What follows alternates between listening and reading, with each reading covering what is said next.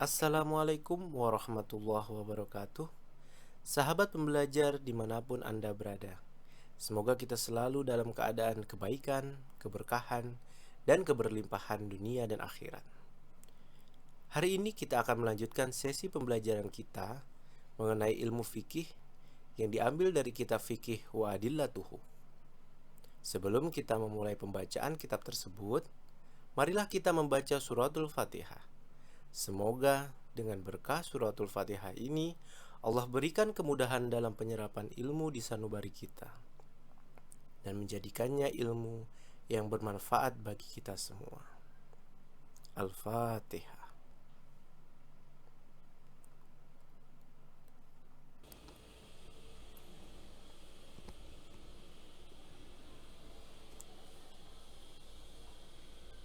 Pembahasan pertama, hakikat niat atau definisi niat.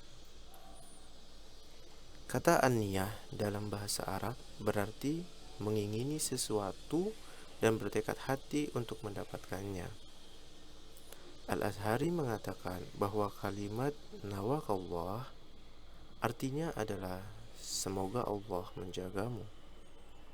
Orang Arab juga sering berkata nawakallah dengan maksud semoga Allah menemanimu dalam perjalanan dan menjagamu.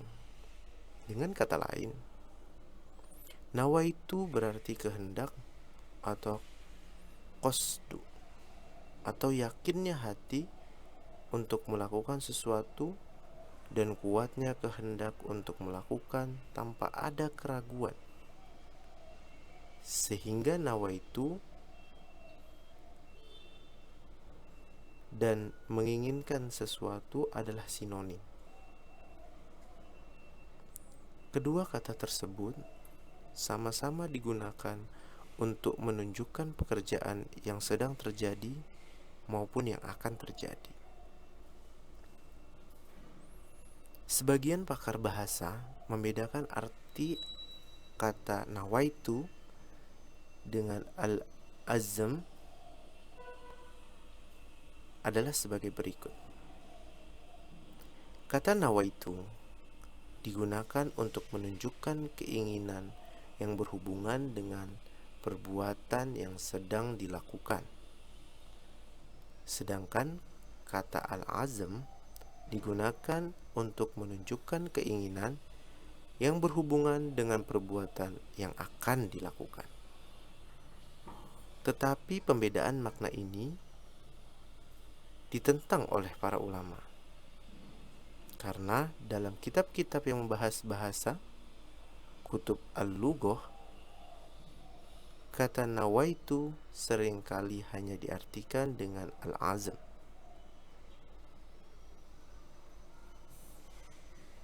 Adapun menurut istilah syara, nawaitu adalah tekad hati untuk melakukan amalan fardu atau yang lain.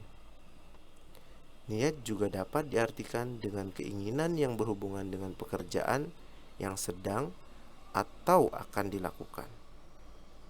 Atas dasar ini, maka setiap perbuatan yang dilakukan oleh orang yang berakal dalam keadaan sadar dan atas inisiatif sendiri pasti disertai dengan niat baik perbuatan tersebut berkenaan dengan ibadah maupun adat kebiasaan.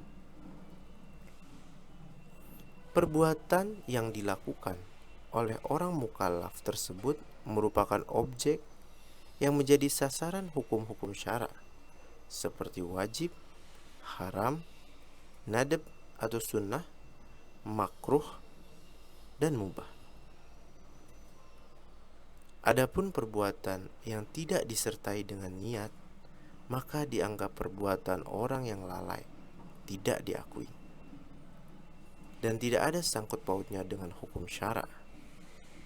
Apabila satu perbuatan dilakukan oleh orang yang tidak berakal dan tidak dalam keadaan sadar seperti dilakukan oleh orang gila, orang yang lupa, orang yang tidak sengaja, atau orang yang dipaksa, maka perbuatan tersebut tidak diakui dan tidak ada kaitannya dengan hukum-hukum syara yang telah disebutkan di atas. Karena perbuatan tersebut tidak disertai dengan niat, dan perbuatan tersebut tidak diakui oleh syara dan tidak ada kaitannya dengan tuntutan, talab, atau tawaran untuk memilih, takhir. Apabila perbuatan tersebut termasuk adat kebiasaan seperti makan, minum, berdiri, duduk, berbaring, berjalan, tidur, dan sebagainya yang dilakukan oleh orang berakal dalam keadaan sadar dan tanpa niat, maka perbuatan tersebut dihukumi boleh jika tidak dibarengi dengan perbuatan yang dilarang atau diwajibkan. Dan juga perbuatan tersebut diakui, dinilai oleh syarak.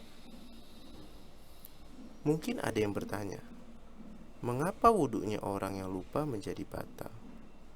Orang gila atau anak kecil diwajibkan mengganti benda-benda yang dia rusak? Dan mengapa orang yang tidak sengaja melakukan pembunuhan, memotong anggota badan orang lain, menghilangkan fungsi pendengaran dan penglihatan, menampar, atau menyebabkan bergesernya sendi tulang diwajibkan membayar denda atau diat? Ketiga kasus ini tidak ada hubungannya dengan hukum syara, melainkan ia berhubungan dengan hukum natural, yaitu hukum-hukum yang berupa sebab, syarat, penghalang, atau hukum syahih, fasid, azimah, atau rukhsah, sehingga merusak harta orang lain menjadi sebab wajibnya mengganti kerusakan tersebut, baik yang melakukan kerusakan itu anak kecil maupun orang dewasa, orang berakal maupun orang gila.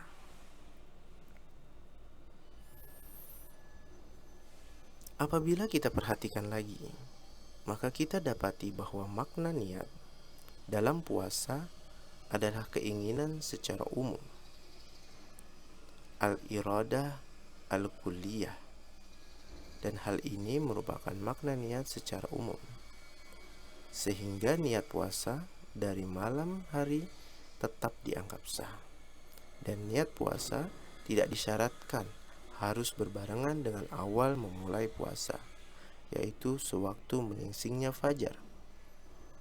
Sehingga kalau seandainya ada orang yang niat pada malam hari, kemudian makan lalu puasa, maka sah puasanya.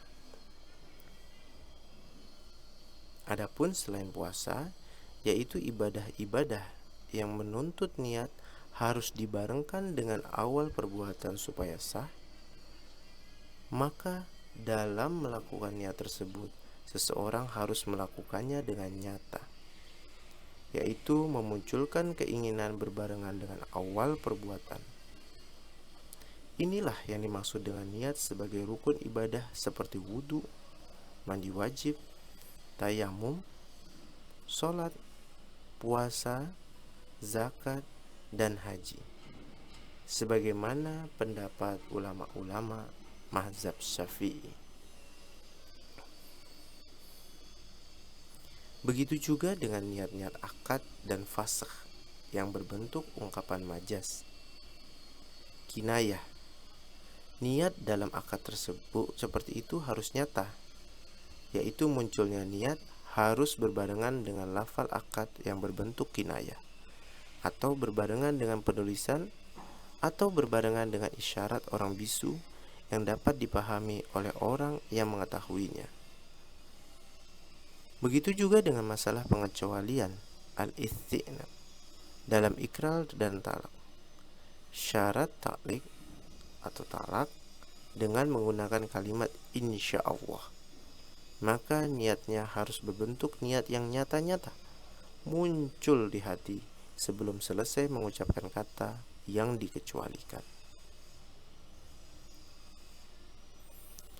Kesimpulan dalam pembahasan hakikat niat adalah sebagaimana yang dikatakan oleh Ibnu Rajab Al-Hambali Ketahuilah, sesungguhnya niat menurut arti bahasa adalah suatu bentuk dari keinginan. Meskipun ada yang membedakan antara kata iradah, qasd, niyah, dan azam, namun bukan di sini tempat untuk membahasnya. Menurut ulama, niat mempunyai dua makna. Pertama, untuk membedakan antara satu ibadah dengan ibadah yang lain. Seperti untuk membedakan sholat zuhur dengan sholat asar. Untuk membedakan antara puasa Ramadan dengan puasa yang lain. Atau untuk membedakan antara ibadah dengan adat kebiasaan. Seperti untuk membedakan antara mandi wajib dengan mandi untuk menyegarkan atau membersihkan badan. Makna niat seperti ini adalah yang paling banyak dijumpai di dalam kitab-kitab fikih. Kedua, untuk membedakan tujuan melakukan suatu amalan. Apakah tujuannya adalah karena Allah saja atau karena Allah dan juga yang lainnya? Ini adalah maksud niat yang dibincangkan oleh para al-arifun atau ahli ma'rifat dalam kitab yang membahas masalah ikhlas. Makna ini juga banyak dijumpai dalam ucapan ulama-ulama salaf.